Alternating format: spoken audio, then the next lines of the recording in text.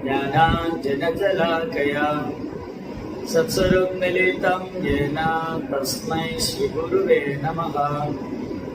नमो विष्णुपादाय कृष्णप्रेष्ठाय भूतले श्रीमदे भक्तिवेदान्त स्वामीति नामिने। नमस्ते सारस्वती देवे गौरवाणी प्रचारिणे विशेष शून्यवादी पाश्चात्य देशतारिणे। जय श्री कृष्ण चैतन्य प्रभु नित्यानंद श्री अद्वैत गदाधर श्रीवासदि गौर भक्त वृंदा। हरे कृष्ण कृष्ण कृष्ण हरे हरे, हरे राम राम राम हरे हरे। ஹரே கிருஷ்ணா. பக்தர்கள் அனைவருக்கும் இனிமையான மாலை வணக்கம். இன்றைய சத்சங்க வகுப்புல கலந்துருக்கிற எல்லா பக்தர்களுக்கும் என்னுடைய பணிவான நமஸ்காரம். ஸ்ரீ சைத்தன்ய பாகவதம் தொடர் உபன்யாசம். சைத்தன்ய பாகவதம் ஒரு அத்தியாயம் நம்ம கற்பிச்சு கொடுக்கக்கூடிய பாடம் என்ன, நம்ம என்ன தெரிஞ்சுக்கிறது இருக்கு, அது நடைமுறையில எப்படி நம்ம பக்தியை பயிற்சி செய்யறது, பகவான் மேல எப்படி அன்பு அதிகரித்துக் கொள்வது, வைஷ்ணவருக்கு சேவனம் செய்வது, அற்புதமான தலைப்புகள் நிறைந்தது. ஒரு அத்தியாயத்திற்கு பல்வேறு பாடங்கள் நாம் கற்றுக்கொள்ளணும் சைத்தன்ய பாகவதம். அப்போ கடந்த சத்சங்க வகுப்புல ஸ்ரீ சைதன்ய மகாபுரு சன்னியாசம் ஏற்றுக்கொண்டு எல்லோருடைய கலியுக ஜனங்களை அனைவரையும் விடுவிப்பதற்காக, எல்லோருடைய நன்மைக்காக வேண்டி மகாபிரபு சன்னியாசம் ஏற்றுக்கொண்டார். இளம் வயதிலேயே 24 வயதுல மகாபிரபு தன் அன்பான அன்னை, அழகான மனைவி விஷ்ணு பிரியா, பக்தர்கள் சங்கம், பக்தர்கள்லாம் அழுதாங்க. மகாபிரபு சன்னியாசி இருக்கும் போது அவங்க கண்ணில் இருந்த அருவி போல கண்ணி. அவங்க வாழ்க்கையை அர்த்தம் பண்றது, சைதன்ய மகாபிரபு சன்னியாசி இருந்து எங்க போயிடுவாரோ, என்ன ஆக போகுதோ, எந்த திசையை நோக்கி போவாரு, எங்க இருக்க போறாரு, அவர் இங்க இருக்க போறாரு அப்படின்னு கவலையில சாப்பிடாம தரையில கடந்து தரையில விழுந்து அழுது மகாபிரபுகளை சமாதானப்படுத்தினாங்க. ஒரு கட்டுவா என்ற இடத்துல மகாபிரபு சன்னியாசி எடுத்துக்கிட்டார். கண்டக் நகரா என்று அழைக்கக்கூடிய கட்டுவா சன்னியாசி எடுத்தோடனே மகாபுடைய மனது பிருந்தாவனத்தை நோக்கி காற்றை விட வேகமாக பிரயாணிச்சான். பிருந்தாவனம் போகணும். அப்போ பக்தர்கள்லாம் அவர் சமாதானப்படுத்தி நித்யானந்த பிரபு என்ன பண்ணாரு, மகாபிரபுவை சாந்திப்பூர் நோக்கி அழைச்சிட்டு வர்றாரு. இந்த அத்தியாயம் அந்த ஒரு லீலை, சாந்திப்பூர்ல நடந்த லீலை. கங்கையை யமுனை காமிச்சு கங்கா பார்த்தோன்னே மகாபிரபு யமுனை நடிச்சிட்டாரு. அதுல போய் குதிச்சிட்டாரு கங்கை. யமுனா, நான் விருந்தாவனம், நித்யாபிரபு நான் எங்க இருக்கேன், மகாபிரபு நீங்க விருந்தாவனத்துல தான் இருக்கீங்க, ஏதோ பாருங்க யமுனான்னு. கங்கையை பார்த்து யமுனான்னு சொல்லிட்டார். மகாபிரபு யமுனையில நீராடுறதா கங்கையில இருக்கு. அப்ப எந்த மாதிரி அத்வைத பிரபு ஒரு பாடங்களை வர்றாரு. அத்வைத பிரபு, நீங்க இங்க வந்தீங்க, நீங்க சாந்திப்பூர்ல இருந்தீங்க, நீங்க எப்ப விருந்தாவனத்துக்கு வந்தீங்க? அத்வைத சொன்னார், மகாபிரபு நீங்க விருந்தாவனத்துல இல்ல, நீங்க சாந்திப்பூர்ல தான் இருக்கீங்க. அப்ப என்ன நித்யானந்த ஏமாத்திட்டாரு. இல்ல மகாபிரபு, நித்யானந்த ஏமாத்தல. உண்மையில நீங்க உங்க தாமரை திருப்பாதம் எங்க இருக்கோ அது விருந்தாவனம். இப்ப இந்த கங்கையினுடைய இந்த பகுதி யமுனையும் வேறு வேறு அல்ல அப்படின்னு மகாபிரபு சமாதானப்படுத்தி அவருக்கு மாற்று உடையெல்லாம் எடுத்துட்டு வந்து மகாபிரபு அத்வைத வீட்டுல போய் கீர்த்தனம். பக்தர்கள்லாம் மகாபிரபு சங்கம். பக்தர்களுக்கு மகாபிரபு பிரித்ததுனால வெறும் வேதனை கொண்டிருந்தாரு. மகாபிரபு சந்திக்க முடியாதோ. ஒரு அற்புதமான ஒரு கீர்த்தனம் நடந்தது. அதுக்கப்புறம் மகாபிரபு அன்னை சச்சி மாதாவை சமாதானப்படுத்தினாங்க. எல்லாம் நேற்றைய சத்சங்கத்துல படிச்சு சச்சி மாதாவை சமாதானப்படுத்திட்டு சச்சி மாதா சொன்னாங்க, நீ விருந்தாவனம் போனீங்கன்னா உன்னை பற்றி தகவல் எதுவுமே எனக்கு தெரியாது, ரொம்ப தூரம் விருந்தாவனம். அதே சமயம் அந்த விருந்தாவனத்து கிருஷ்ணர் ரஜேந்திரநந்தன் தான் இங்க ஜெகநாதரா இருக்கார், ஜெகநாதபுரியில. இந்த ஜெகநாதர் வேறு கிருஷ்ணர் வேறு அல்ல, அதாவது ஜெகநாதபுரியிலே தங்கிக்கணும். நிமாய் நீ ஜெகநாதபுரியில தங்கிட்டா அடிக்கடி பக்தர்கள்லாம் அடிக்கடி ஒரு தரிசனம் பண்ண வருவாங்க. ஏன்னா ரெண்டும் பக்கத்து அறை போல, அடுத்தடுத்து உள்ள ஒரு வீட்டுக்குள்ள 2 கதவுகள் போல. ஜெகநாதபுரியும் நவதீபம், மாயாப்பூர் நவதீபம். மகாபிரபு அன்னையோடைய அன்பான வேண்டுகோளை எடுத்துக்கிட்டு பிருந்தாவனம் போற யாத்திரையை கைவிட்டு அவர் ஜெகநாதபுரியிலேயே அங்க போயிடுச்சு. நாங்க ஜெகநாதபுரிக்கு யாத்திரை. இப்போ மகாபிரபு பூரி யாத்திரை போதும். அப்போ எப்படியா இருந்தாலும் மகாபிரபு நம்ம விட்டு போறாரே. அப்போ திரும்ப அழுதாங்க பக்தர்கள்லாம். மகாபிரபு சொன்னாங்க, அழுகாதீங்க, நம்மளுடைய சங்கம் எப்பவும் போகாது, நம்ம அடிக்கடி சந்திக்கலாம். நான் ஜெகநாதபுரியில தான் இருக்கேன், நீங்க அடிக்கடி ரத யாத்திரைக்கு வரலாம், உற்சவத்துல கலந்துக்கலாம், என்னோட அன்பு பரிமாற்றம் செய்யலாம். மகாபிரபு எல்லாரையும் சமாதானப்படுத்திட்டு நித்யானந்த பிரபு, ஜெகதானந்த பண்டிட், முகுந்த தத்தா, ஸ்வரூப் தாமோதர், 4 பக்தர்கள், மிக நெருக்கமான சகாக்கள். நித்யானந்த பிரபு, ஜெகதானந்த பண்டிட், முகுந்த தத்தா, ஸ்வரூப் தாமோதர், கதாதர பண்டிட், இவங்க எல்லாம் மகாபிரபு பின்தொடர். மகாபிரபு ஜெகநாதபுரிக்கு போற சந்தோஷத்துல அந்த யாத்திரையை தொடங்கினார். வங்காளத்திலிருந்து இப்ப இந்த அத்தியாயம், இந்த 1வது அத்தியாயம், 2 அத்தியாயம் மகாபிரபு எப்படி ஜெகநாதபுரி யாத்திரை வந்து சேர்ந்தாரு, அப்ப வர வழியில என்னென்ன அற்புதங்கள்லாம் நடந்தது, என்னென்ன நிலைகள் செய்தார் மகாபிரபு, நித்யானந்த பிரபு மகாபிரபு நடந்த அன்பு பரிமாற்றம், பல்வேறு தீர்த்த யாத்திரை, பல்வேறு ஸ்தலங்கள், வங்காளத்திலிருந்து ஜெகநாதபுரி வர வழியில மகாபிரபு பல புனித ஸ்தலங்களை தரிசனம் செய்தார். இதெல்லாம் இந்த 2 அத்தியாயங்கள். மகாபிரபு 2 கைகளை உயர்த்தி கொண்டு ஹரே கிருஷ்ணா ஹரே கிருஷ்ணா கிருஷ்ண கிருஷ்ணா ஹரே ஹரே ஹரே ராம் ராம ராம் ஹரே ஹரே கீர்த்தனம் பாடி நடன பாடி பக்தி பரவசத்துல ஜெகநாதன் தரிசனம் பண்ண போறோம், பகவானை பார்க்க போறோம், பேரானந்தம் கொண்டு பிரேமத்துல அப்படி ஓடி வர. பல்வேறு ஸ்தலங்களை யாத்திரை பண்ணி வந்தவர். 2 முக்கியமான ஸ்தலம். ஒரு இடத்துல மகாபிரபு அந்த ஸ்தல புராணத்தை வந்து பக்தரிடத்துல பரிமாறிக்கிறார். இனி ஒரு இடத்துல நித்யானந்த பிரபு அந்த ஸ்தல புராணத்தை, 2மே ரொம்ப அழகான திவ்ய தேசம், 2 அழகான இடங்கள், தாமம், அற்புதமான ஆலயம். ஒன்று வங்காளத்திலிருந்து வர வழியில ரெமுனான்னு ஒரு அழகான கிராமம். ரெமுனா நல்ல ஒரு அழகான ஒரு விலை. இன்னைக்கும் அந்த இடம் 500 வருஷத்துக்கு முன்னாடி ரெமுனா எப்படி இருந்ததோ அதே போல எந்த ஒரு மாற்றம் இல்லை. சுற்றியும் இயற்கை, நல்ல மரங்கள், தோட்டங்கள். அந்த கிராமத்துக்கு மத்தியில ஒரு சின்னதா ஒரு கோயில், அங்க கோபிநாதர், ரெமுனால கோபிநாதருடைய ஆலயம்.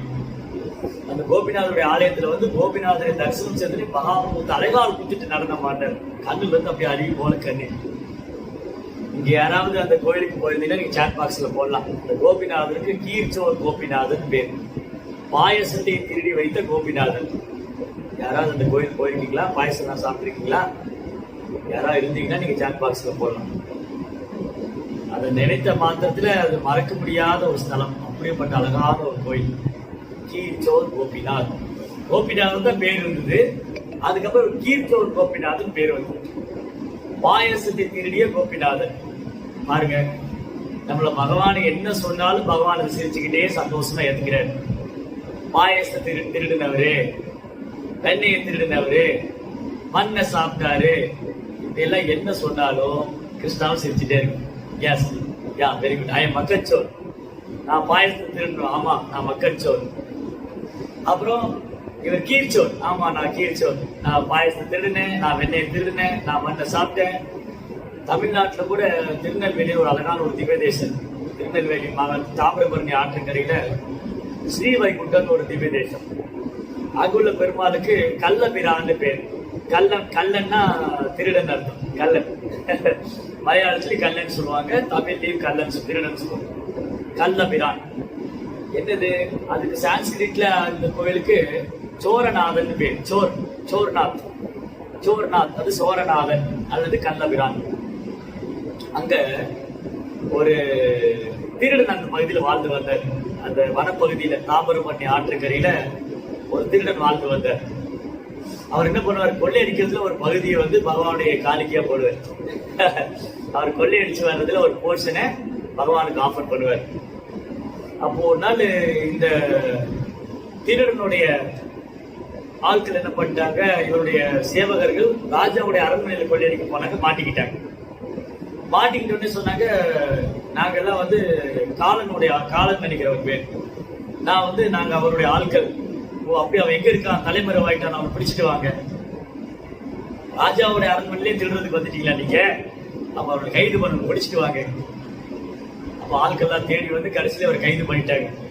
ஆட்களை கண்டுபிடிச்சு இவர் எங்க இருக்காருன்னு கைது பண்ணி ராஜா முன்னாடி கொண்டு போனோம். அப்படி பகவான்கிட்ட பிரார்த்தனை பண்ணாரு, எம்பெருமானே நீதான் என்னை காப்பாற்றணும், எனக்கு வேற யார் இருக்கா? அப்ப பகவான் என்ன பண்ணாரு, இவன் திருடிட்டு வந்ததுல எனக்கு பங்கு கொடுத்துருக்கான், அப்ப நானும் திருடன் தான். ராஜாவுடைய கனவுல வந்து சொன்னாரு, ஏய் மன்னா, நீ அவனை தண்டிச்சியா என்னைய தண்டனை கொடுக்கணும். எம்பெருமானே இது என்ன வேடிக்கையா இருக்கு, நான் ஏன் உங்களை தண்டிக்கணும்? ஏன்னா அவன் திருடி வந்ததுல நானும் பங்கு எடுத்திருக்கேன், எனக்கும் அதுல பங்கு உண்டு. அவன் திருடி வந்ததுல எனக்கும் பங்கு கொடுத்திருக்கான், அப்ப நானும் திருடன் தான். இது என்னடா வேடிக்கையா இருக்கு, பிரபு என்ன இது லீலை? ஆமா, அவன் என் பக்தன், ஏதோ தவறு செஞ்சுட்டா மன்னிச்சு விட்டுரு. 2 பேருக்கு தரிசனம் கொடுத்தார் பெருமாள். அப்படியே 4 கரமுள்ள வனமாலி கதி சாங்கி சங்கி சக்ரி சனந்தகி ஸ்ரீமான் நாராயணோ விஷ்ணு வாசுதேவோ மிருகக்ஷது வாசுதேவ் கிருஷ்ணாக என்றுமே வாடாத வைஜெயந்தி மாலையும் மார்புல ஸ்ரீவஸ்த குறியும் கழுத்துல கௌஸ்துபமணியும் தாமரைகள் போல கண்களும் அழகான சுருள் கூந்தல், அதில் ஒரு தலையில ஒரு பீடம், அதில் ஒரு மைப்பீடி, என்றுமே மஞ்சள் நிற பீதாம்பர ஆடை, மழைக்காலத்து மேகத்தை ஒத்த நிறம். மன்னனும் திருடனும் சேர்ந்து விழுந்து விழுந்து பிரார்த்திக்கும், நமஸ்காரம் செய்யறாங்க, ஒரு தண்டம் தரையில் விழுந்து போல. அவர் 2 பேருக்கு தரிசனம் கொடுத்து 2 பேரும் நண்பர்களா இருக்க அப்படின்னு சொல்லி ஆசீர்வாதம் பண்ணி அப்போ பிரார்த்தனை பண்ணாங்க, பிரபு நீங்க இதே திருக்கோலத்துக்கு எழுந்தருளணும். ஸ்வயம் நஸ்தத்தன், சுயமாக தோன்றிய பகவான் இதே திருக்கோலத்துக்கு எழுந்தருளணும்னு சொல்லி அவங்களுடைய பிரார்த்தனையினால பகவான் அங்கே ரூபத்துல கல்லபிரான் அல்லது சோரநாதன் நவதிருப்பதியில் சைத்தன்ய மகாபிரபு விசிட் பண்ணிருக்காரு. தன் தென்னிந்தியா யாத்திரையின் போது நவதிருப்பதி சைத்தன்ய மகாபிரபு விசிட் பண்ண தரிசனம் பண்ணிருக்காரு. அதுல முதல் கோயில் ஸ்ரீ வைகுண்டம். இந்த இடத்துக்கு ஸ்ரீ வைகுண்டம் தான் பேர். அற்புதமான ஸ்தலம், தாமிரபரணி ஆற்றுகளில். இப்ப அதே போல இங்க கீரை திருடின கோபிநாத், கீழ்ச்சோர் கோபிநாத், பல முறை இந்த கதையை கேட்டுருப்பீங்க பக்தர்கிட்ட எல்லாம். அற்புதமான ஒரு நிலை. மாதவேந்திர புரி என்ற ஒரு உன்னதமான பக்தர், தூய்மையான பக்தர், கிருஷ்ண பிரேமத்தின் சொரூப மாதவேந்திர புரி. அதாவது நம்முடைய சம்பிரதாயத்துல பிரம்ம மாத்வ கௌடிய வைஷ்ணவம், மாத்வ சம்பிரதாயத்துக்கு ஒரு கிளையாக தோன்றியது கௌடிய சம்பிரதாயம். அப்ப மாதவேந்திர புரியுடைய காலம் வரை, அதாவது கிருஷ்ணா, பிரம்மா, நாரதர், வியாசர், மத்வாச்சாரியர், மத்வாச்சாரிய சீடர்கள், பத்மநாத தீர்த்தா, நரகரி தீர்த்தா, அப்புறம் ஜெய தீர்த்தா, அப்புறம் விஷ்ணு வியாச தீர்த்தா, ராகவேந்திர தீர்த்தா, அப்புறம் ராஜேந்திர தீர்த்தா, இந்த மாதிரி பல சன்னியாசிகள் உண்டு மாத்வ சம்பிரதாயத்துல. அதாவது கிருஷ்ணா, பிரம்மா, நாரதா, வியாசா, மத்வாச்சாரியர், அதுக்கப்புறம் பல்வேறு ஆச்சாரியர்கள், அக்ஷோபிய தீர்த்தா, அக்ஷோப தீர்த்தா, பத்மநாப தீர்த்தா, நரகரி தீர்த்தா, அப்புறம் வியாச தீர்த்தா, ராகவேந்திர தீர்த்தா, ராஜேந்திர தீர்த்தா, இப்படியே வரும் அவங்க பேரெல்லாம். அதுக்கப்புறம் லக்ஷ்மிபதி தீர்த்தா, லக்ஷ்மிபதி தீர்த்தா, அதுக்கப்புறம் மாதவேந்திர புரி. லக்ஷ்மிபதி தீர்த்தாவுக்கு அப்புறம் மாதவேந்திர புரியோடைய காலத்திலிருந்து தான் கிருஷ்ண பிரேமம், அதாவது ராதையோடைய ஸ்ரீமதி ராதனனுடைய பாவம், கிருஷ்ண பிரேமம், பூலோகத்துல விருந்தாவன பாவம், அதாவது கோபிகளுடைய பாவம், அந்த கிருஷ்ணன் மேல உள்ள பிரேமம், ராதா கிருஷ்ணர் வழிபாடு என்பது மாதவேந்திர புரின்றது தான் தொடங்குது. அதாவது மாதவேந்திர புரி ட்ரெஷர் ஹவுஸ், அது ஒரு டெப்போ, ஒரு கிடங்கு. ஆதி கிருஷ்ண பிரேமத்தின் சொரூபம் மாதவேந்திர புரி. வேறுபட்ட உத்தமமான பக்தர். நாம ஜபிக்கும் போது கண்ணிலிருந்து அருவி போல கண்டிருக்கும். சில நேரம் சிரிப்பாரு, சில நேரம் அழுவாரு, சில நேரம் மயக்க விழுந்துவாரு.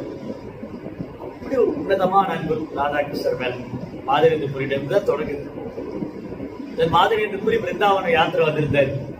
அப்படியே பல தேசங்களுக்கு யாத்திரை பண்ணி ஒரு சன்னியாசி. பிருந்தாவனத்துல வந்து கோவர்த்தன மலை அடிவாரத்துல அமர்ந்திருக்காரு. கோவிந்த குண்டுன்னு ஒரு அழகான ஒரு குளம், கோவிந்த குண்டு. கோவிந்த குண்டம் என்றால், குண்டம் என்றால், குண்டு என்றால் குளம், குண்டம் என்றால். கோவிந்த குண்டு என்றால் கோவிந்தனுக்கு திருமஞ்சனம் செய்த அந்த தீர்த்தம். இந்திரா வந்து பகவான் கோவர்தன மலையை கொடையா பிடிச்சு இந்திரனுடைய அலங்காரத்தை போக்கினார். அவருடைய அலங்காரத்தை போக்கி, அவருடைய பொய் கர்வம், அலங்காரம், தற்பெருமை, இதெல்லாம் பீஸ் ஆக்கிட்டார். அவனை பணிய வைச்சார் இந்திரன். இந்திரனும் பகவான் பிரார்த்தனை செய்து விட்டு அங்க 2 குளம் பக்கத்துல இருக்கு. ஒன்று சுரபி குண்டம், இன்னொன்று கோவிந்த குண்டம். சுரபி பசு இந்திரனுக்கு பகவான் முன்னாடி வர வெட்கப்பட்டு, நான் பகவானுடைய பக்தர்களுக்கு பெரும் துன்பம் செஞ்சுட்டேன், 7 நாளும் பயங்கரமான நாசகார மழை பெய்து பிருந்தாவனத்தையே மூழ்கடிச்சிட்ட தண்ணியில. இப்ப எந்த முகத்தை வச்சு நான் பகவான் முன்னாடி போவேன்? பிரம்மாட்ட வந்து பிரார்த்தனை பண்றாரு இந்திரா, நான் எப்படி இப்ப கிருஷ்ணரை போய் தரிசனம் பண்றது, எப்படி நான் போய் அவர்கிட்ட பிரார்த்தனை செய்யறது, எந்த முகத்தை வச்சு நான் போவேன்? நான் பகவானின் பக்தர்களுக்கும் பகவானுக்கும் பெரும் சிரமத்தை உண்டு பண்ணிட்டேன். அப்போ பிரம்மா சொன்னாரு, இந்திரா நீ சுரபி பசு அழைச்சு முதல்ல சுரபி பிரார்த்தனை செய்யட்டும், சுரபியை அழைச்சு பின்ன நீ போனீங்கன்னா பகவான் மேல எந்த ஒரு கோபப்பட மாட்டாரு, பகவான் அன்போடு ஏற்றுவார். அதே போல சுரபி தக்ஷாவிரதேச சுரபி அபிபாலயந்தம், சுரபி பசு அது வந்து பகவான் பிரார்த்தனை செய்து தன் மடியில் உள்ள பாலால் பகவானுக்கு அபிஷேகம் செய்து, பாலால் அபிஷேகம். ஸோ பால் அபிஷேகம் செய்து அந்த அப்படியே அந்த இடம் அந்த பாலெல்லாம் ஒரு குளமாக மாறி சுரபி குண்டம் என்று ஒரு அழகான சுரபி மாதா. சுரபியை பார்த்த உடனே கிருஷ்ணா வந்து கம்ப்ளீட்லி சாட்டிஸ்ஃபைட், பூர்ணமான சந்தோஷம். பசுமா சுரபி பசு பார்த்த உடனே கிருஷ்ணா சந்தோஷமாயிட்டேன். இப்போ கிருஷ்ணா சுரபி கிட்ட அன்பு பரிமாற்றம் பண்ணி அந்த ஆனந்தத்தை வெளிப்படுத்தும் போது இந்திரன் அப்படியே மெதுவா வர, கிருஷ்ணா இந்திரன் அப்படியே ஒரு ஓரக்கண்ணால் பார்த்து சிரிச்சார். இந்திரன் தன்னோட தலையில் விழுவது போல நான் மீண்டும் மீண்டும் என்று நமஸ்கரிக்கிறார். அற்புதமான பிரார்த்தனை செய்கிறார். இந்திரன் பகவானுக்கு அபிஷேகம், அந்த கோவிந்த கூட்டம் அபிஷேகம் செய்தார். அந்த கோவிந்த கூட்டத்தின் கரையில உட்கார்ந்திருக்காரு மாதவேந்திரபுரி. அப்படியே தன்னை மறந்து நாம ஜபிக்கிறார். ஹரே கிருஷ்ணா கிருஷ்ண கிருஷ்ணா ஹரே ஹரே, ஹரே ராம் ராம் ராம் ஹரே. கண்ணில் இருந்து அப்படியே அறிவு போடுக்க அப்படியே ஜபிச்சு, சாப்பிட ஒண்ணும் இல்லை, சாப்பிடல தூங்கல, அப்படியே கண்டினியூஸா சாண்டி தொடர்ந்து நாம ஜபிச்சுக்கிட்டே இருக்காரு. அப்படியே கொஞ்சம் கண் அசந்தார், அப்படியே லைட்டா ஒரு ஒரு ஒரு ரெஸ்ட். அப்போ ஒரு பையன் வந்து கூப்பிடுறாரு, பாபாஜி, ஓ பாபாஜி, என்ன இங்க உட்கார்ந்து இருக்கீங்களே, நீங்க ஏன் சாப்பிடாம இருக்கீங்க, ஏன் நீங்க இன்னும் பிரசாதம் சாப்பிடல? மாதவேந்திரபுரிக்கு ஒரே ஆச்சரியம், நான் சாப்பிடலன்னு இந்த பையனுக்கு யாரு சொன்னா? அந்த பையன் ஒரு ஆயர்குல சிறுவன், ஒரு இடையன், மாடுகளையும் கன்றுகளையும் மேய்க்கூடிய ஒரு இடையன். அந்த இடுப்புல ஒரு கச்சையை கட்டிக்கிட்டு, தலையில ஒரு தலப்பா கட்டிக்கிட்டு, கையில மாடு மேய்க்கிற கம்பு, எறும்பு, குழந்தை எல்லாம் வச்சிருக்கேன். அந்த பையன் வந்து கேட்கிறாரு, சாமிஜி, ஓ பாபாஜி, ஏன் ஒண்ணு சாப்பிடாம இருக்கீங்க நீங்க? அப்ப அவர் கேட்டாரு, மாதவேந்திரபுரி, உனக்கு யாரு சொன்னா நான் சாப்பிடலன்னு? நான் சாப்பிடாம இங்க உட்காந்துருக்கேன், உனக்கு யாரு சொன்னா? அதுவா, அந்த பக்கத்துல அந்த குளத்துல தண்ணி எடுத்து போற மாதாஜி எல்லாம் வந்து சொன்னாங்க. அந்த மாதாஜி எல்லாம் சொன்னாங்க, நாங்க மாடு மேய்ச்சிட்டு இருந்தேன்னா என்கிட்ட வந்து சொன்னாங்க, அங்க ஒரு சாமி உட்கார்ந்துருக்காரு, நாங்க பார்த்துக்கிட்டு இருக்கோம், சாப்பிடவே இல்லை அவரு. நாங்க இந்த பக்கம் வரும்போது போகும்போதெல்லாம் பாக்குறோம், அவர் அங்கேயே உட்கார்ந்து ஜபிச்சுக்கிட்டே இருக்காரு, பிரேயர் பண்ணிக்கிட்டே இருக்காரு. அப்படியே தன்னை மருந்து திடீர்னு சிரிக்கிறாரு, அழுகுறாரு, மயங்கி விழுந்துடுறாரு. யாரு ஒண்ணு தெரியல, பாவம், ஒருவேளை பசியில இருக்காருன்னு தெரியலையே, எங்களுக்கெல்லாம் ஒரே கவலையா இருக்கு. அப்ப நான் சொன்னேன், என்னோட இடத்துல வந்து யாரு பசியோடு இருக்கிறது? மாடு மேய்க்கிற பையன் சொல்றாரு, இது என்னோட இடம், இங்க யாரும் பசியோடு இருக்க கூடாது. ஒரு பானை நிறைய பால் எடுத்துட்டு வந்தாரு, ஒரு பானை நிறைய பால் கொண்டு வந்து, இது என்னோட இடம் சுவாமி, இங்க யாரும் பட்னியோடு இருக்க கூடாது, நாங்க இந்த பாலை குடிங்க. ஒரே ஆச்சரியம், எல்லாம் பகவானுடைய ஏற்பாடா இருக்கும், எல்லாம் பகவானுடைய அனுகிரகம்.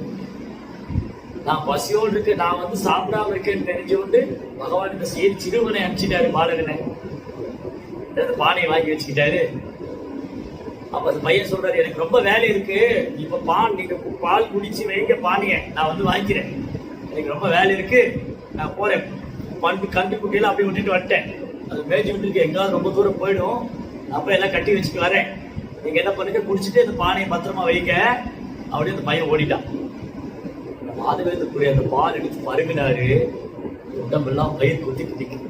மாதவேந்திரபுரி அந்த பால் எடுத்து குடிச்ச உடனே உடம்பெல்லாம் மயிர் குத்திட்டு, கண்ணில் இருந்த அருவி போல கண்ணீர் நான் தொழுதலுக்கு அமிர்தம் போல அந்த பால். இன்னும் ஆச்சரியம், இப்படி ஒரு பால் நான் வாழ்க்கையில பருகினதே இல்லையே, அமிர்தமா இருக்கேன். அப்படியே பாலை குடிச்சு அப்படியே ஜபம் பண்ணி திருப்பி அப்படியே கண்ணா செஞ்சார். அப்போ கோபால், அந்த பையன் வேற யாரும் இல்ல, கோபால். கோபால் வந்தார், ஓ மாதவேந்திரபுரி, ஓ மாதவேந்திரபுரி, நான் உன்னுடைய வருகைக்காக தான் காத்திருந்தேன். நான் இந்த கோவர்த்தனத்தில் உள்ள கோபால், என்னை வந்து ஒரு புதருக்குள்ள வச்சுட்டு பூஜாரிகள் ஓடிட்டாங்க. முகலாயர் பணியெடுக்கும் போது அந்த கோபால் விக்கிரகம், ஹரிகோபால் விக்கிரகத்தை என்ன பண்ணாங்க, முகலாயர்கள் படையெடுத்து வந்த போது பூஜாரிகளை ஒரு புதர்ல வச்சுட்டு முச்செடியெல்லாம் போட்டு ஓடிட்டாங்க. எங்கேயாவது முகலாயர்கள் கண்டா அந்த விக்கிரகத்தையும் உடைச்சிடுவாங்க, என்னையும் கொண்டுடுவாங்கன்னு அதை பதுக்கி வச்சுட்டு போயிட்டாங்க. இவர் கோபால் பேசுறாரு பாருங்க, பகவான் தன் பக்தனிடம் எப்படி ஒரு தூய்மையான பக்தனிடம் பகவான் தன் அன்பை வெளிப்படுத்துறார். விக்கிரகம் என்பது பகவானுடைய அச்சா மூர்த்தி, அச்சா அவதாரம். விக்கிரக ரூபத்தில் பகவான் எழுந்தருளி தன் பக்தர்களோடு அன்பு பரிமாற்றம் செய்து தன்னை விக்கிரகமாக அப்படியே பகவான் தன் பக்தனும் ஒப்படைத்து விடுகிறார் அவருடைய சேவைக்காக. அப்ப மாதவேந்திரபுரி சொன்னாங்க, கோபால் சொன்னாரு, மாதவேந்திரபுரி நான் ஒரு வருகைக்காக காத்திருந்தேன், நான் இந்த இடத்துல இருக்கேன், உடனே எனக்கு இருந்து வெளியே கொண்டு வரணும், எனக்கு உடம்பெல்லாம் எரியுது, உடம்பெல்லாம் உஷ்ணமா இருக்கு, நான் சாப்பிட்டு ரொம்ப நாள் ஆச்சு, எனக்கு பிரசாதம் வேணும். எந்த இடத்துல காமிச்சு கொடுக்கிறாரு பகவான். அந்த தூய்மையான மாதவேந்திரபுரி ஓடுற இந்த கதைய சைதன்ய மகாபிரபு சொல்லிட்டு இருக்காரு அந்த கோயில்ல உட்காந்து. கீர்ச்சவர் கோபிநாத் கோயில் உட்காந்து மாதவேந்திரபுரியுடைய தன் பக்தனுடைய மகிமை, தன்னுடைய தூய்மையான பக்தன், களங்கம் இல்லாத பக்தன், அந்த உன்னதமான பக்தன் மாதவேந்திரனுடைய மகிமைகளை பகவான் 10 இதழ் கொண்டு வர்ணிக்கிறார். மாதவேந்திரனுடைய மகிமை, அவருக்கும் கோபாலுக்கும் நடந்த அன்பு பரிமாற்றம். அப்ப சொன்னாங்க, நீ உடனே வந்து என்னங்கிறது வெளியே எடுக்கணும். இந்த வஜ்ஜவாசிகள்லாம் கூட்டிக்கிட்டு கடப்பாறை மம்முட்டியில எடுத்து இந்த புல்செடி புதரெல்லாம் வெட்டிட்டு நேரம் உள்ள போய் அந்த பகவான் மார்க் பண்ணி கொடுத்த லேண்ட்மார்க் அந்த இடத்துல போய் தோன்ற, அந்த இடத்துல போய் புதரெல்லாம் வெட்டி தோண்டும் போது அங்கே கோபால் விக்கிரகம். அதுவே இப்படி கண்ணில் இருந்து அப்படி கண்ணீர் வந்து கோபால் அப்படி எடுத்து மார்போடு அடிச்சுக்கிட்டாரு. பகவானே வந்து அவர் இருக்கிற காமிச்சு கொடுத்துருக்காரு. கோபாலை கோவர்த்தனத்தில் பரிசீலனை பண்ணி கோபால் என்ன சொன்னார், என் உடம்பு ரொம்ப உஷ்ணமா இருக்கு, எனக்கு உஷ்ணத்தை தணிக்கணும், ரொம்ப நாள் இந்த புதர்ல இருக்கேன், எனக்கு ரொம்ப உஷ்ணம், எனக்கு ரொம்ப பசி. குழந்தையா ஆகிவிட்டார் கோபால் மாதவேந்திரபுரியிட்ட. அந்த பக்தர்கிட்ட அன்பு பரிமாற்றம் செய்து பகவானுக்கு அவ்வளவு பேரானது. பகவானுக்கு சேவனம் செய்து பகவானுக்கு சேவனம் செய்து பக்தர்கள் பேரானந்தம் அடைகிறாங்க. அந்த பக்தனுடைய அன்பு பரிமாற்றம் செய்து பகவானுக்கு பேரானந்தம் அடைகிறாங்க. அப்படி ஒரு அழகான ஒரு ரெசிப்ரோகேஷன், அன்பு பரிமாற்றம். அப்ப கோபால் வந்து அந்த புதர்ல இருந்து எடுத்து அவரை கோவர்த்தனத்துக்கு பரிசீலனை பண்ணி குடமாக பால் சுரபி குண்டத்திலிருந்து தீர்த்தம், கோவந்த குண்டத்தில் தீர்த்தம், ராதா குண்டம், சாம குண்டம், எல்லா தீர்த்தத்துக்கும் குடமா வந்து அபிஷேகம் பண்றாங்க. குடமா பால், தயிர், இது மாதிரி கோபால் விக்கிரகம் எழுந்தள்ளிட்டாரு. இவ்வளவு நாளும் தேடிட்டு இருந்தாங்க விருஜவாசிகள், கோபால் எங்க இருக்காருன்னு தெரியல, ஒரு தகவலும் இல்ல, கோபால் விக்கிரகம் எங்க போச்சுன்னு தெரியலையே. அப்ப என்னாச்சு, இப்ப கோபால் பிரத்யட்சமான கோபால் விக்கிரகத்துக்கு அபிஷேகம் செய்து எல்லாரும் பால், தயிர், தேன் எல்லாம் கொண்டு வராங்க. பன்னீர், கொடுகுடமா, ராதா குண்டம், சாம குண்டம், யமுனா தீர்த்தம் எல்லாம் போட்டு பகவானுக்கு குளிர்விக்கிறேன். அதுக்கப்புறம் பெரும் பெருந்து அன்னக்கூட்டம், பெரிய மலை போல பிரசாதம் தயார் செய்த அரிசி, சாதம், பருப்பு, கூட்டு, பொரியல், அவியல், வடா, பாயசம், சந்தேஸ், ரசகுல்லா, பூரி, ஹலுவா, பெரும் விருந்து. அப்ப இதை வந்து ஒவ்வொரு நாளும் இந்த மாதிரி விருந்து செய்யும் போது எல்லா பக்தர்களும் வந்து கலந்து சுத்து வட்டாரத்துல மதுராவை சுத்தி அந்த கோபுரத்தை சுத்தி உள்ள பிருந்தாவனத்தில் உள்ள எல்லா கிராமத்தவரும் விரைந்து வந்தார்கள். கோபால் எழுந்தள்ளி விட்டார். அப்ப மாதவேந்திரபுரி சில பக்தர்களுக்கு பயிற்சி கொடுத்து அவங்க பிராமணர் தீட்சை எல்லாம் கொடுத்து அவங்க மந்திர உபதேசம் பண்ணி கோபாலுடைய கைகறி ஒருத்தர் வந்து நாங்க வந்து பகவானுக்கு அந்த சேவை பண்றோம், இந்த சேவை பண்றோம். பார்த்தா அற்புதமான கோயில் கோபால வந்து ஒரு அழகான கோயில் எழுந்தருள பண்ணி அவருக்கு சேவனம் எல்லாம் செய்து இதெல்லாம் ஒரே நாள்ல மாதவேந்திரபுரி இவ்வளவு அற்புதம் செஞ்சுட்டாரு பகவானை அனுகிரகத்தினால. பிரசாதம் செய்யறதுக்கு ஆள் வந்தாங்க, அப்புறம் சேவை பண்றதுக்கு ஆள் வந்தாங்க. அப்போ தானியங்கள், காய்கறிகள், பால், பழம் வண்டியா கொண்டு வந்து சேர்க்கிறாங்க. வெறும் விருந்து ஏற்பாடு பண்ணி கோபால் நிவேந்தனம் செய்தார். அப்ப அந்த இரவு கனவுல திரும்பி கோபால் ஏற்கனவே ஒரு முறை கனவுல வந்து தான் எங்க இருக்க காமிச்சு கொடுத்தாரு. திரும்பி 2வது முறை கனவுல வந்து சொல்றாரு, மாதவேந்திரபுரி இவ்வளவு சேவை பண்ணாலும் என் உடம்புல அந்த உஷ்ணம் தனியில, என் உடம்பு இன்னும் சூடா இருக்கு. அதுக்கு வந்து மலையால போய் அந்த நீலாச்சலத்துல போய் இந்த மலையா சந்தனம், அந்த சந்தனம் எடுத்து வந்து என் உடம்புல பூசணும். அப்பதான் என் உடம்பு குளிரும்.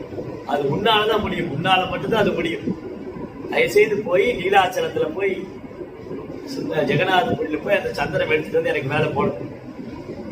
மாதவேந்திரபுரி அப்படி எந்திரித்து கண்களெல்லாம் கண்ணீர் மல்க பிரார்த்திக்கிறார். எப்பெருமானே எனக்கு இப்படி ஒரு சேவை, பிராமணர்களாம் கூப்பிட்டு விக்கிரகத்துக்கான சேவையெல்லாம் செய்ய சொல்லி எல்லா ஏற்பாடும் செய்துவிட்டு தான் இல்லை என்றாலும் அந்த சேவனம் தடைபடாமல் நடக்க வேண்டும் ஏற்பாடெல்லாம் செய்துட்டு மாதவேந்திரபுரி ஜெகநாதபுரி நோக்கி யாத்திரை செய்யும், நீலாச்சலத்தை நோக்கி. இப்போ வர வழியில் ரெமுனாங்கிற கோயிலுக்கு வர ரெமுனால கோபிநாதரை பார்த்தோன்னே மாதவேந்திரபுரி பக்தியின் பரவசத்துல கண்கள்ல கண்ணீர் மல்க கீர்த்தனம் பாடி நடனம் பாடி அப்படி மயக்கி விழுந்துருவாரு.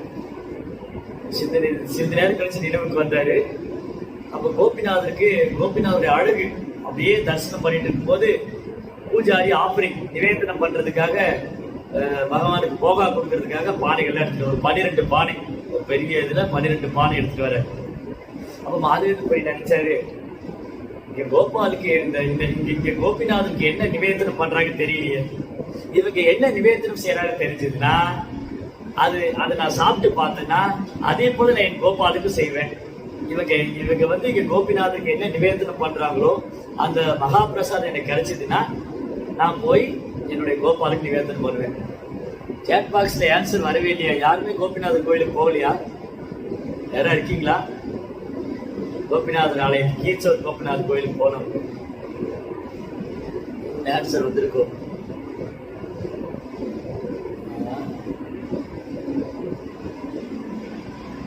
ஓகே, இல்ல வரல. யாரேனும் பக்தர்கள் உண்டோ கீச்சோர் கோபிநாத் கோயிலுக்கு போனவங்க யமுனா வில்லேஜ்ல? ஹரே கிருஷ்ணா ஹரே கிருஷ்ணா கிருஷ்ண கிருஷ்ணா ஹரே ஹரே ஹரே ராம் ஹரே ராம்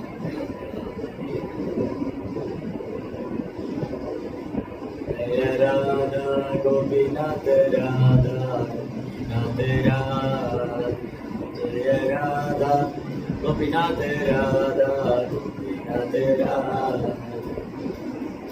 ஜெய கௌரணிதா ஜெய கௌரணிதா கௌரணிதா ஜெய கௌர. ஹரே கிருஷ்ணா. பக்தர்களே தூங்கி விட்டீர்களா? யாரும் முடிச்சிருக்கீங்களா?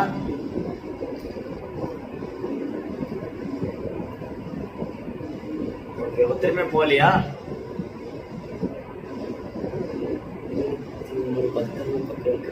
ஒருத்தருமே போலியா?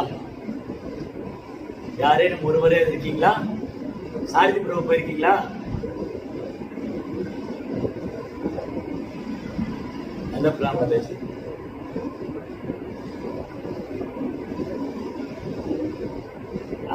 அது ஆழ்வார்நாத் ஆழ்வார்நாத் கோயில். அது ஜெகநாதபுரியில இருக்கு. இது ஜெகநாதபுரி போற வழியில பலசோர் ஒரு டிஸ்ட்ரிக்ட். பலசோர்ல இருந்து உள்ள ரெமுனான்னு ஒரு வில்லேஜுக்கு போகணும். பலதேவ வித்யாபூஷனுடைய அப்பீரன்ஸ் பிளேஸ். பலதேவ வித்யாபூஷன் தோன்றிய இடம் ரெமுனாங்கிற கிராமம். ஓகே, அப்ப யாரும் போலன்னு நினைக்கிறேன். சரி, எல்லாம் பிரார்த்தனை பண்ணிக்க. கொரோனா காலம் முடிஞ்சதுக்கு அப்புறம் போய் தரிசனம் பண்ணுவோம். என்னாச்சு, சந்தனம் எடுக்கிறதுக்காக மாதவேந்திரபுரி நீலாச்சலத்துக்கு வர வழியில ரெமுனால போய் கோபிநாதர் தரிசனம் பண்ணிட்டு அப்ப கோபிநாதருக்கு பூஜாரி நிவேதனம் பண்றதுக்காக பாயசம் எடுத்துட்டு போறாரு. அப்ப மாதவேந்திரபுரி என்ன நினைச்சாரு, அந்த பாயசம் கிடைச்சு அது என்ன நிவேதனம் பண்றாங்க, நீங்க கோபிநாதருக்கு என்ன நிவேதனம் பண்றாங்கன்னு தெரிஞ்சுக்கிட்டேன்னா அது கொஞ்சம் போல சாப்பிட்டு பார்த்தா அதே போல நானும் என் கோபாலுக்கு செய்வேன்.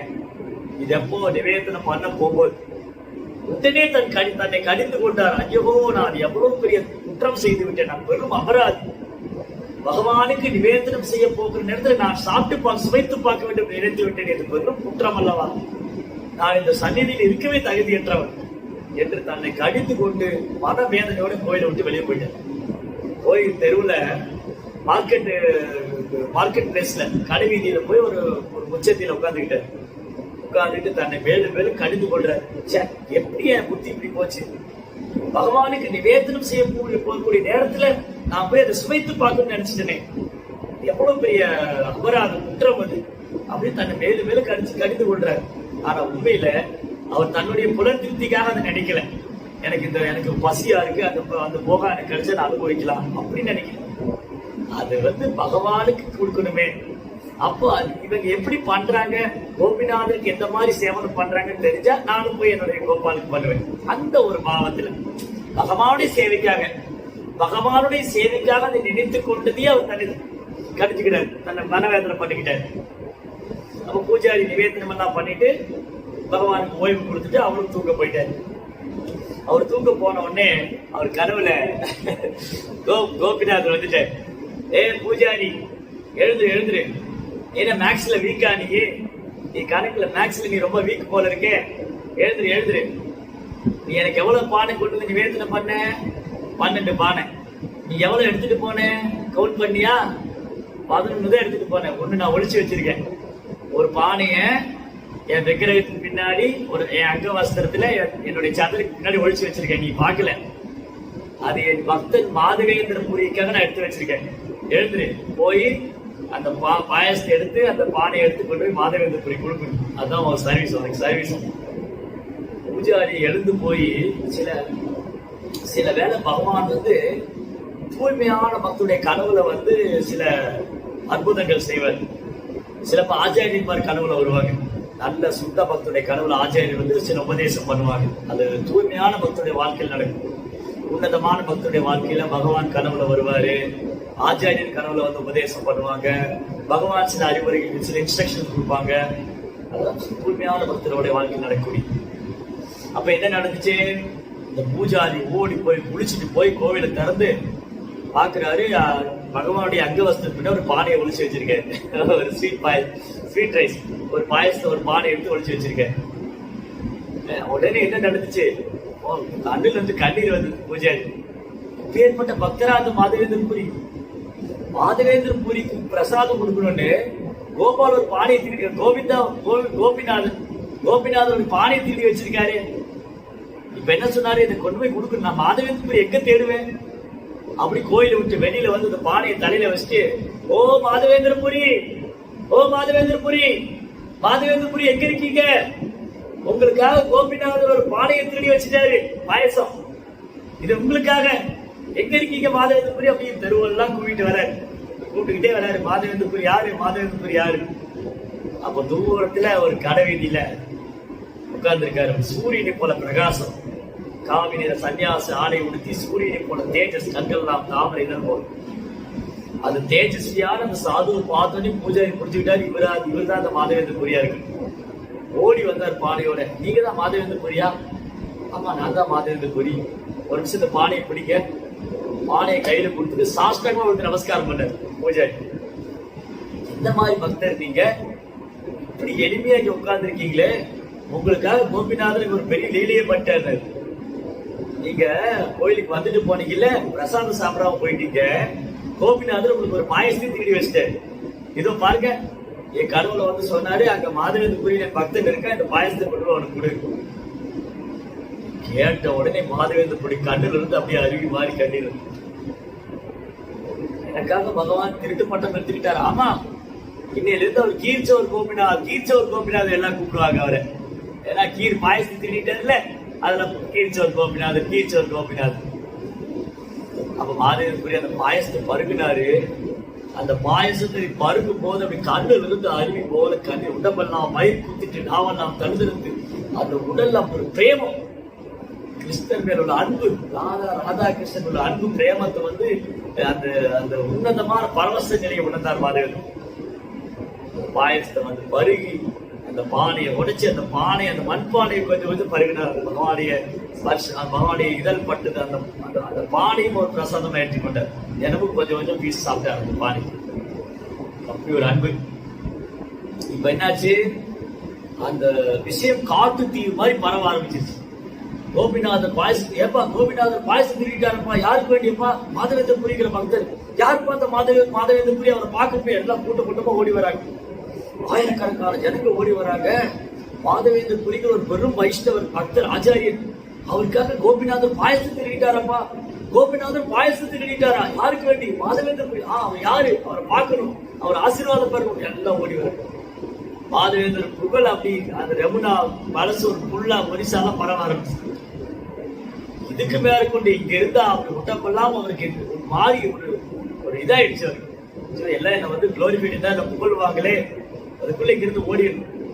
மாதவேந்திர வேகமா அந்த இடத்த விட்டு வெளியேறேன், அந்த கிராமத்தை விட்டு ஓடுறேன், ஜெகநாதபுரி நோக்கி ஓடுறேன். பாருங்க, இதுதான் ஒரு தூய்மையான பக்தர். தூய்மையான பக்தர் புகழ்ச்சி விரும்புறதில்லை. Yes, I am the great Madhavendrapuri, கோபிநாதர் எனக்காக தான் பாயசத்துக்கு யார் தெரியுமா பாத்தீங்களா அப்படி விரும்புறதில்லை.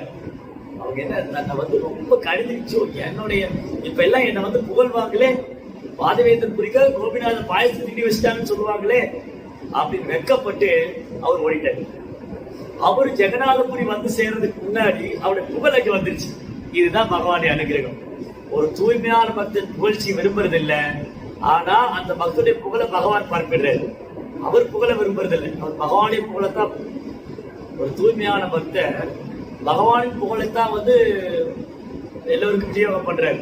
பகவான் என்ன பண்ணிடுறாரு, அந்த பக்தருடைய புகழை விநியோகம் பண்ணிடுறாரு. தூய்மையான பக்தர் என்ன பண்றாரு, கலங்கம் இல்லாத மனதோடு பகவானுக்கு எந்த ஒரு உள்நோக்கம் இல்லாம, எந்த ஒரு எதிர்பார்ப்பும் இல்லாம, கலங்கம் இல்லாத மனதோடு சேவனம் பண்றாரு. அப்படி சேவனம் செய்யக்கூடிய பக்தருடைய புகழை பகவான் அதிகரிச்சிடுறாரு. ராமாயணத்துல ஹனுமானுடைய புகழை பகவான் வந்து 3 உலகத்துக்கு காட்சி கொடுத்தாரு. பார்க்கடல்ல விஷம் பருக வச்சு மகாதேவனுடைய புகழை இந்த உலகத்துக்கு காட்சி கொடுத்தாரு. ததீச்சி முனிவர் அந்த முதுகெலும்பு தானமா கொடுத்து ததீச்சி முனிவருடைய புகழ் இந்த உலகத்துக்கு. ஒரு பக்தருக்கு பகவான் புகழ் சேர்த்துக்கிட்டே இருப்பார். இவங்கெல்லாம் சுயநலமற்ற தன்னலமற்ற உத்தமமான பக்தர்கள். அது போல மாதவேந்தபுரி ஸ்ரீல பிரபுபாதர் வெறுமனே பகவானுடைய புகழை பிரச்சாரம் பண்ணாரு. இன்றைக்கு பிரபுபாடி புகழ் எல்லா உலகத்திலும் எல்லா நாடுகளிலும் பிரபுபாடி புகழ் பரவி. பௌட்டர் ஆச்சாரியா ஸ்ரீல பிரபுபாதர் பகவானுடைய புகழை பிரச்சாரம் செய்தார். இன்றைக்கு பிரபுபாடி புகழை பகவான் உலகத்தில் கொண்டு போய் சேர்த்தார். மேற்பட்ட ஒரு சுத்தமான பக்தர். அப்ப மாதவேந்தபுரி ஜெகநாதபுரி வந்தாரு. அவருக்கு முன்னாடி ஒரு புகழ் அங்க வந்துருச்சு. அப்ப வந்து மன்னர்கிட்ட சொல்றாரு, எனக்கு வந்து சந்தனம் வேணும். நீங்க யாரு? நான் தான் நீங்க தான் அந்த மாதவேந்தபுரியா? உங்களுக்கு தான் கோபிநாத் பாயசத்தில் இருந்தாராமே. அதை கேட்டதா வெக்கம் வந்து அப்படியே முகமெல்லாம் ஐயோ இதெல்லாம் இங்கேயும் அதுக்குள்ள வந்துருச்சா? ஆயிரக்கணக்கான பேர் மாதவேந்தபுரி பார்க்க வர்றாங்க. ஏற்பட்ட ஒரு பெரும் பக்தருடைய ஆசீர்வாதம் வேணும். கோபிநாதர் அவருக்கா பாயசம் திண்டி வச்சாரு. அவருக்கு எல்லா பக்தரும் வந்து அவரை பாராட்டு. ராஜா சொன்னாரு, நான் உங்க கூட ஆள் அனுப்புறேன், வேணுங்கிற அளவுக்கு சந்தனம் எடுத்துட்டு போங்க, போய் இப்ப கோபாலுக்கு நிவேதனம் பண்ணுங்க. என்ன கூட ஆளுகளை வச்சு வழியில வந்து டாக்ஸ் வரி கேட்கிறவங்க, அந்த சுங்க சாவடி எல்லாம் இருக்கு, அவங்ககிட்ட எல்லாம் லெட்டர் எல்லாம் காமிச்சு இந்த மாதிரி நாங்க கோயிலுக்கு தான் எடுத்துட்டு போறோம் அப்படிலாம் வந்து மன்னருடைய கடிதம் எல்லாம் கொடுத்து கூட ஆள் அமைச்சு தேவையான அளவு சந்தனம் நீங்க எடுத்துக்கலாம், சந்தனம் எடுத்துட்டு போகலாம். அப்ப வர வழியில மாதவேந்தர் ஒருக்கா கூடி ரொம்ப நாள் போய் கோபிநாதன் தரிசனம் பண்றாரு. தரிசனம் பண்ணி பிரசாதம் சாப்பிட்டு பரவசத்துல அப்படியே ஏராளம் பெருங்கடல்ல மூழ்கி இருந்தார். அப்ப அன்று இரவு அங்க ஓய்வு எடுக்கிறார். இது 3வது முறை கோபால் கனவுல வர்றாரு. ஃபர்ஸ்ட் கோபால் தான் எங்க இருக்கேன்னு காமிச்சு கொடுத்தாரு. 2வது கோபால நீலாச்சலம் யாத்திரை போனாரு. 3வது இப்ப ரெமுனால திரும்பி கோபால் கனவுல வந்துட்டாரு. மாதவேந்தபுரி எனக்காக சிரமப்பட வேண்டாம், அவ்வளவு தூரத்துக்கு சந்திரம்லாம் எடுத்துட்டு வர வேண்டாம், நான் வேறு கோபிநாதர் வேறு அல்ல. கோபால் விக்கிரகம் பேசுறாரு, நான் வேறு கோபிநாதர் வேறு அல்ல, எனக்கு பூச வேண்டிய சந்தனத்தை கோபிநாதர் விக்கிரகத்துக்கு போட்டு, கோபிநாதர் நீ சந்தனம் போட என் உடம்பு குளிர்ந்து கொண்டே இருக்கு. அது கல்லில் இருந்தா அப்படி கண்ணில் ஏன்னா சைதன்ய மகாபிரபு அழகா சொல்றது கதை சொல்லிட்டு பகவான் வைத்த அனைத்து பரிசையும் மாதவேந்தபுரி வெற்றி அடைஞ்சார்.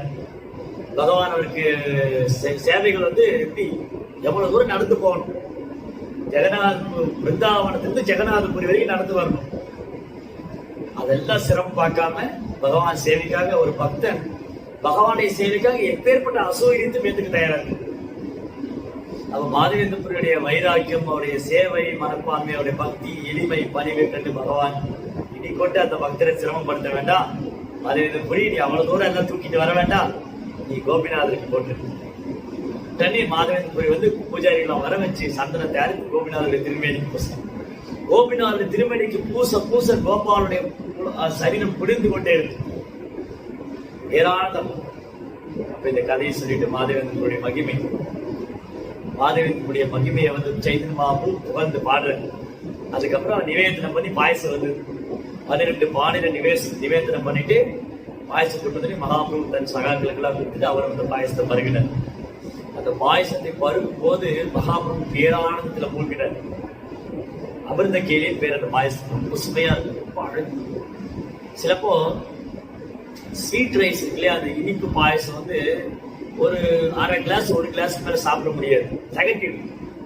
ஆனா இந்த கோபிநாதர் கோயில போய் பாயசம் சாப்பிட்டீங்கன்னா எவ்வளவு பானை வாங்கி சாப்பிட்டாலும் திகட்டாது. நான் ஒரு 7-8 பானை உள்ள விட்டு பண்ணா பாத்துக்கீங்களேன், எவ்வளவு பானை வாங்கி சாப்பிட்டாலும் அது திகட்டாது. அந்த அளவுக்கு சுவையான அமிர்த கேள்வி பெருது, அற்புதமான பாயசம். இன்றைக்கும் அதே சுவையோட அங்க மகாபிரபு தரிசனம் செய்து வருகிற அதே பாயசம் இன்றைக்கு நம்ம போனா எடுத்துக்கலாம் பிரசாதம்.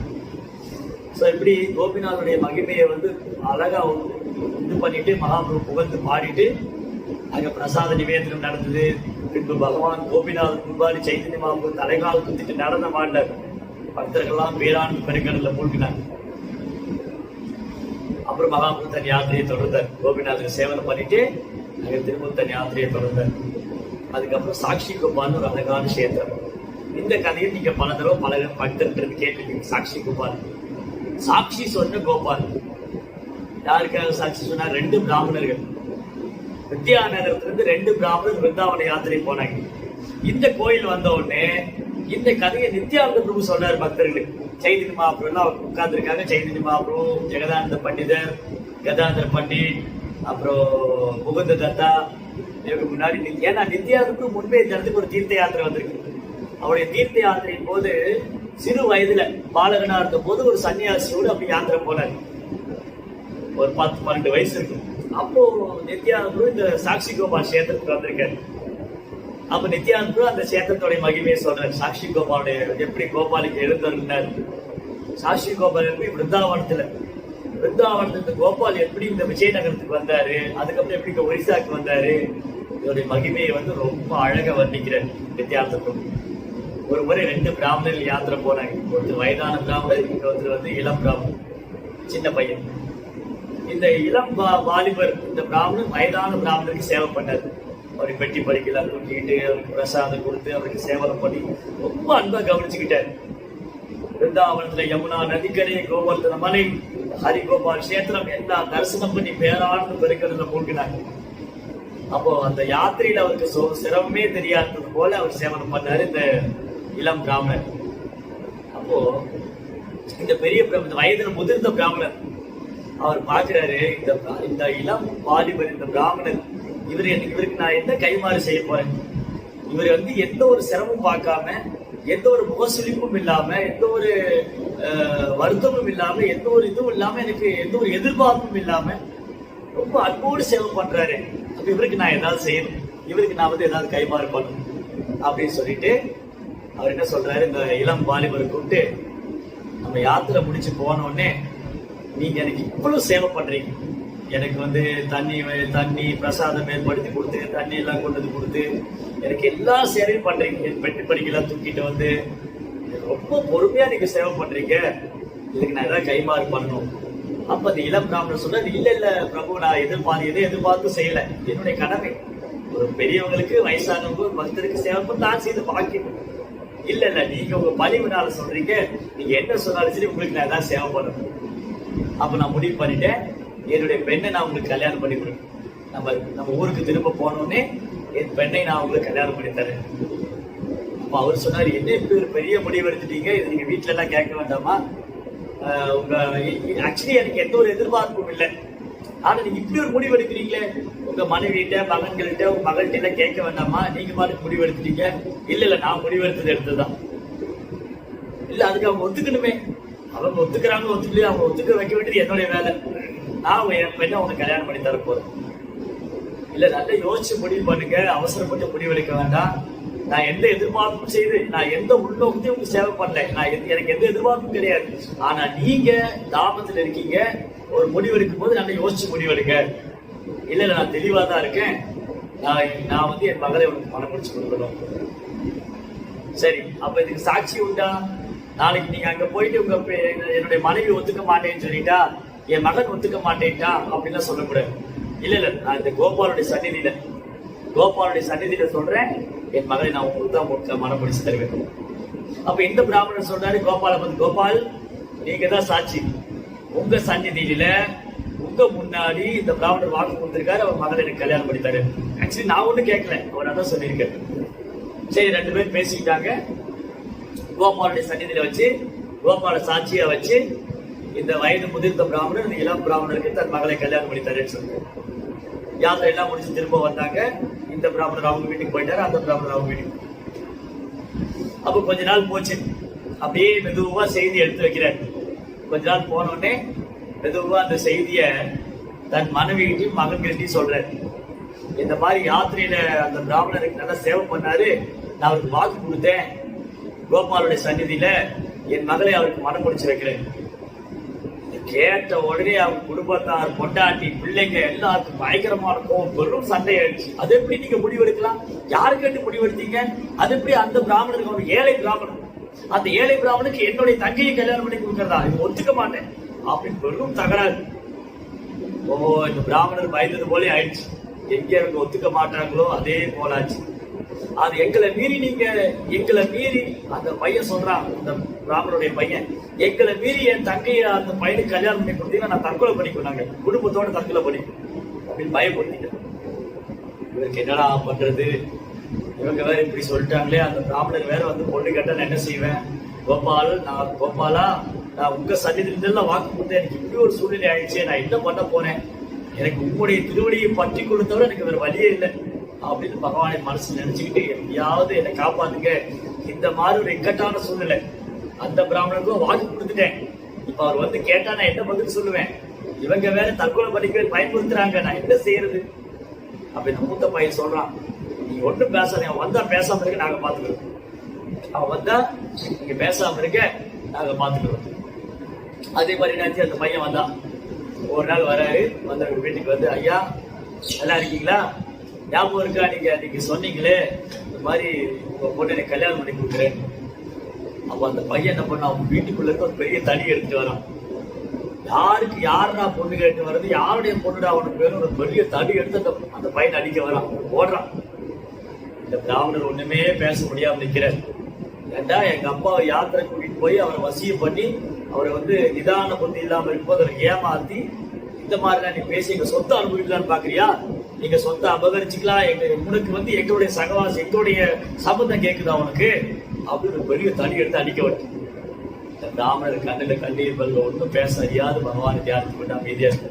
என்ன செய்ய முடியும்? சில நேரம் இந்த தர்ம சங்கடமா நிலை வந்து இந்த பக்கம் பேசுறதா அந்த பக்கம் ஒன்றுமே பிடிக்க முடியாத நிலையில இருக்கு. வெறும் பகவானை திருவடிகளை மட்டுமே பற்றி இந்த பையன் எங்க அவன் அடிச்சிருவான்னு ஓடி வந்து பஞ்சாயத்துக்கு வந்தேன். ஊரை கூட்டி பஞ்சாயத்துல வச்சு பஞ்சாயத்துல வந்து கூட்டியாச்சு. பஞ்சாயத்து கூட்டின உடனே இந்த பையன் சொல்றாரு, இந்த பாருங்க நான் ஒண்ணுமே சொல்லல, அந்த பெரியவர் தான் எனக்கு வந்து என்கிட்ட சொன்னாரு, அவன் பொண்ணு எனக்கு கல்யாணம் பண்ணி தரேன். இப்ப கூட எனக்கு அதனால இஷ்டம் கிடையாது. ஆனா அவர் சொன்னதுனாலதான் நான் போய் கேட்டேன். அவர் சொன்னாரு, கோபாலுடைய சன்னிதியில வச்சு சொன்னாரு, அவருடைய பெண் எனக்கு கல்யாணம் பண்ணி தரேன். நானா ஒன்னும் வழிய போய் கேட்கல. இப்ப பொண்ணு கேட்டு போனா தகராறு பண்றாங்க. அன்னைக்கே நான் சொன்னேன் இதெல்லாம் பிரச்சனை வரும். ஏன்னா நான் அவங்களுடைய ஸ்டேட்டஸ், நான் வந்து ஒரு ஏழை பிராமணன், அவங்க பணக்காரங்க. இப்ப என்ன சொல்றாங்க, அவங்க அப்பாவை நான், அந்த பையன் சொல்றான், அவங்க அப்பாவை நான் வசியம் பண்ணிட்டேன், ஏமாத்திட்டேன், சொத்தா அவருக்கு எனக்கு இந்த மாதிரி எந்த ஒரு எண்ணம். அவராக சரி அவர்கிட்ட கேளுங்க. இப்ப அவர் பேச மாட்டார். ஏனென்றால் அவர் தன் பெண்டாட்டி பிள்ளைகளுக்கு பயந்து போய் எங்க அவங்க தற்கொலை செய்து பயந்து போய் இப்ப அவர் பேச மாட்டார். தீர்வுதான் என்ன? நீங்க தான் பஞ்சாயத்துல தான் தீர்வு தரணும். இப்ப அந்த பிராமணரும் அந்த பொண்ணுடைய பொண்ணு கொடுக்கக்கூடிய கண்டிஷன்ல இல்ல. இந்த பையனா கோபத்துல குச்சியை வச்சு நிக்கிறான், இவன் வந்தான்னா அடிச்சிருவேன். அப்போ எனக்கு இருக்கிற ஒரே சாட்சி கோபால் தான், வேற யாரும் சாட்சி இல்ல. கோபால் வந்து சாட்சி சொல்லுவாரு. அப்ப நீங்க ஒத்துக்கிறீங்களா? அப்ப இந்த பையன் வந்து நாத்திகன். யாரு? அந்த பிராமணனுடைய மூத்த பையன் நாத்திகன். கோபாலாவது வந்து சாட்சி சொல்றதா ஒரு பைத்தியக்காரனா இருக்கு. அந்த பையன் சொன்னா, ஓகே நீ உன் கோபாலை கூட்டிட்டு வா, உன் கோபால் வந்து சாட்சி சொன்னா என் தங்கையை நான் உனக்கு கல்யாணம் பண்ணி கொடுக்குறேன். இப்படி எல்லாம் சொன்னா ஆகாது. அப்புறம் திரும்பி ஒரு பஞ்சாயத்து வரும், நீங்க எழுதி கொடுங்க, எழுதி கையெழுத்து போடுங்க. கோபால் வந்து சாட்சி சொன்னா என் தங்கையை நான் ஒரு கல்யாணம் பண்ணி தரேன். இவன் பைத்தியக்காரன், கோபாலாவது வர்றதாவது கொடுங்க, நான் எழுதி தரேன். தைரியமா எழுதி கொடுத்தான். அவருக்கு நம்பிக்கை இல்லை கோபாலாவது வர்றதாவது. விக்கிரகம் வந்து சாட்சி சொன்னா ஆட்ட கதை விட்டு இருக்காங்க அப்படின்னு ஒரு நாத்திகன் இறை நம்பிக்கையற்றம் எழுதினான். கோபால் வந்து சாட்சி சொன்னால் என் தங்கையை நான் மனம் முடிச்சு தரேன். கடிதத்தை வாங்கி பஞ்சாயத்துக்காரத்தை காமிச்சு நீங்களே வச்சிருக்க. கோபால் வருவாரு, சாட்சி சொல்லுவாரு. அப்ப இவரை தங்கையை கல்யாணம் பண்ணி கொடுத்தாரு. திருப்பி இந்த இளம் பிராமணர் என்ன பண்றாரு? பிருந்தாவனத்தை நோக்கி வர்றாரு. பிருந்தாவனத்துல வந்து கோபாலுடைய சன்னிதியில பிரார்த்தனை பண்றாரு. இந்த கதையை வந்து அழகா சொல்றாரு நித்யானந்த பிரபு பக்தர்கள் மத்தியில சொல்லிட்டு இருக்காரு. கோபால் இடத்துல வந்தாரு. கோபாலா, அதுக்கு முன்னாடிதான் இந்த பிராமணர் வாக்கு கொடுத்தாரு. நான் அன்னைக்கே சொன்னேன், வேண்டாம் நீங்க கேளுங்க, உங்க வீட்டுல எல்லாம் கேட்டுட்டு முடிவு பண்ணுங்க, உங்க மனைவியை கேளுங்க, உங்க மகனை கேளுங்க, கேட்டுட்டு முடிவு பண்ணுன்னு சொன்ன. அவர் கேட்கவே இல்லையே. இன்னைக்கு பாரு, அதே மாதிரி பிரச்சனை ஆயிடுச்சு. இப்ப நீங்க தான் சாட்சி சொல்லணும். இப்ப அந்த பிராமணரை நீங்க தான் காப்பாத்தணும். காரணம் என்னது? அவங்க தன் பெண்டாட்டிக்கு பள்ளி பயந்து போய் என்ன செய்யறது முடிவு பண்ணிக்க முடியாம இருக்காரு. எனக்கும் நீங்க தான் சாட்சி சொன்னீங்க, சாட்சி சொல்றேன், நீங்க முன்னாடிதான் நாங்க பேசணும். அப்ப கோபால் பேசுறாரு. கோபால் அந்த பக்தர்கிட்ட பேசுறாரு, நான் வந்து சாட்சி சொன்னா யார் நம்புவாங்க? நான் விக்கிரகம் இல்லையா? அப்ப கோபால் கேட்கிறாரு, இந்த பையன் கேட்கிறாரு. கோபால் ரொம்ப இன்டெலிஜென்டா பேசுறாரு. நான் ஒரு விக்கிரகமா இருக்கனே, நான் வந்து சாட்சி சொன்னா யார் நம்புவா? அப்போ இந்த பிராமணர் சொல்றாரு, பிரபு நீங்க நிவேதனம் பண்றத, இந்த பிரசாந்த நிவேதனம் பண்ணும்போது ஏத்துக்கிறீங்க, பேசுறீங்க, ஏன் நீங்க நடந்து வந்து சொல்ல மாட்டீங்க? பேசுறவங்க சாப்பிடறவங்கனால ஏன் நடக்க முடியாது? ஏன் உங்களால வர முடியாது? அப்ப எனக்கு வழியில பசிக்குமே நீ பிரசாதம் தருவியா? நான் வழியில நடந்து வரும்போது எனக்கு பசிக்கு நீ பிரசாதம் தருவியா? நானும் தான் கொடுக்குறேன், நீங்க என் கூட வந்தா மட்டும் போதும். ஓகே, அப்ப போலாம். எங்க இருந்து? பிருந்தாவனத்திலிருந்து கோபால் இறங்கி வர. பிருந்தாவனத்திலிருந்து அப்படியே நடந்து வர. வழிநடுக்க இந்த பக்தர் வந்து பிரசாத நிவேதனம் பண்ணி பண்ணி பகவானுக்கு கொடுத்துட்டே வர. இந்த விஜயநகரத்தோட எல்லை வந்தோடனே கோபால் சொன்னாரு, ஓ பிராமணா, நான் இங்கே இருக்கேன், நீ போய் ஊர்க்காரங்களை கூட்டிட்டு வா, நான் சாட்சி சொல்றேன். ஊருக்குள்ள ஓடி வந்தார். கோபால் வந்துட்டாரு, கோபால் வந்துட்டாரு, எல்லாரும் வாங்க, எல்லாரும் வாங்க. என்னடா இது பைத்தியம் ஆகிட்டானா? கோபால் எப்படி அங்க இருந்து வர முடியும்? வந்துட்டாரு, நீங்க வந்து பாருங்க, சாட்சி சொல்றதுக்கா வந்திருக்காரு. ஓ, இவனுக்கு மொத்தமா எதுவும் ஆயிடுச்சு போல இருக்கு. அந்த பொண்ணை கல்யாணம் பண்ணி தரமாட்டேன்னு சொன்னோடனே இவன் பைத்தியம் ஆயிட்டான் போல இருக்கு, என்னமோ ஆயிடுச்சு இவருக்கு. கோபாலாவது வர்றதாவது யாருக்குமே நம்பிக்கை இல்லை. நீங்க வந்து பாருங்க, நம்ம ஊர் எல்லையில இருக்காரு, வந்து பாருங்க. ஒருவர் உண்மையா இருக்கும். எல்லாம் ஊர் ஜனங்கள்லாம் ஓடி வந்தாங்க. வந்து பார்த்தா ஊர் எல்லையில கோபால் நிக்கிறார். பிருந்தாவனத்துக்கு அப்படி புல்லாங்குழல் ஏந்தி கொண்டு ஷாம சுந்தரர் கோபால் எல்லோரும் தாரையில் மண்டியிட்டு விழுந்து பிரார்த்தனை செய்தார்கள். ஓ கோபாலா, எல்லாரும் அந்த ஊர் ஜனங்களை திரண்டு வந்தாங்க. நாத்திகர் அந்த பிராமணர் கோபால் வந்துட்டார், ஒரு கண்ணில் இருந்து அறிவு போல கண்ணீர். எனக்கு தெரியும், ஒருபோதும் தன் பக்தனை பகவான் கைவிட மாட்டாரு. என் கோபால் வந்துட்டாரு, என் கோபால் வந்து அந்த பிராமணர் ஓடி வர. இந்த பையன் ஆச்சரியத்துல ஓடி வரான். அதாவது கோபாலாவது வர்றதாவது அடியார் வந்திருக்கா, அவனும் ஓடி வரும். வந்து பார்த்தா கோபால் விக்கிரகம் நிற்கிறார். கோபால் சாட்சி சொன்னாரு, என் முன்னாடிதான் 2 பேர் பேசிக்கிட்டாங்க.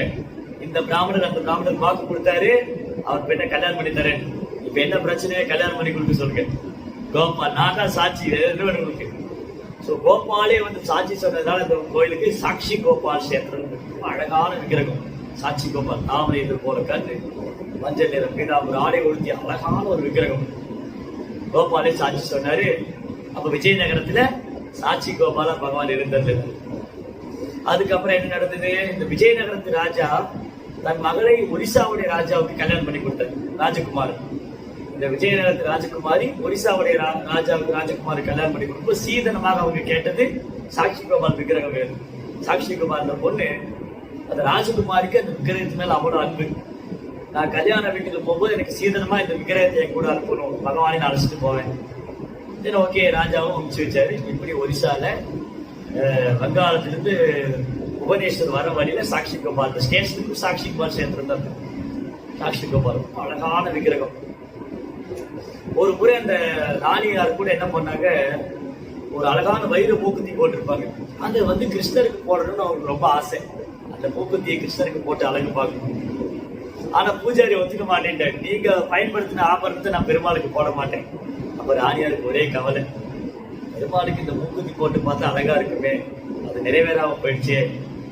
அப்ப அன்று இரவு அந்த தூய்மையான பக்தியோடைய அன்புக்கு இணங்க பெருமாள் வந்து கிருஷ்ணர் வந்து சொல்றாரு பூஜாரி, போய் அந்த ராணியாருடைய ஆபரணத்தை வாங்கி நான் போட்டுக்கிடுச்சு. பூஜாரி ஓடி வந்து ராணியார் அந்த ஆபரணத்தை வாங்கி பெருமாளுக்கு சொல்லி, இன்னைக்கு அங்க போனா மூக்குத்தியோட அழகா இருந்துச்சு.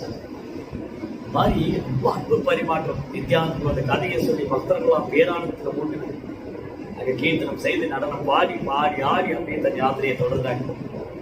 இதோட தொடர்ச்சியை சைதன்ய மகாபிரபு இன்னும் வரக்கூடிய அடுத்த சத்சங்கத்துல எந்தெந்த இடத்துல எல்லாம் ஒரிசால தரிசனம் பண்ணாங்க, என்னென்ன நீரே நடந்தது, எப்படி ஜெகநாத் புரி வந்தாங்க அடுத்த சத்சங்கம். ஹரே கிருஷ்ணா.